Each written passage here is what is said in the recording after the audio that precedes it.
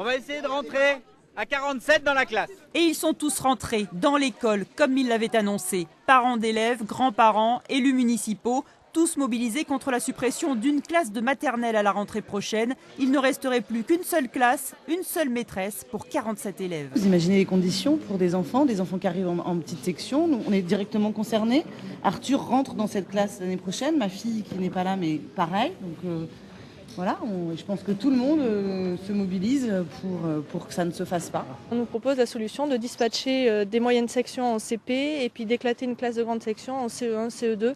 Et ça, pour nous, c'est inacceptable aussi parce que d'une part, nos classes au niveau superficie ne sont pas adaptées. On a des petites classes et en plus, il n'y a pas de coin aménageable pour les maternelles. Décidés, solidaires, les parents ont alerté la presse, distribué des tracts toute la journée, installé des banderoles. Ils ne sont pas d'accord avec les chiffres de l'inspection d'académie. Il n'y a pas 37, mais 47 inscrits l'an prochain, sans compter les 11 logements sociaux en construction qui vont accueillir de nouvelles familles. La porte n'est pas fermée puisqu'on est dans une nouvelle campagne de prévision d'effectifs. Et au mois de juin, 2 nouvelles instances vont se réunir si les élèves sont présents. Ce retrait de classe sera annulé et la classe sera maintenue.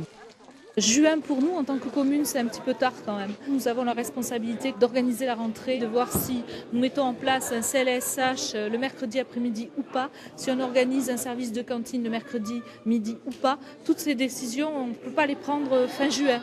C'est l'inspecteur d'académie qui doit maintenant trancher, seul décisionnaire dans ces affaires de carte scolaire.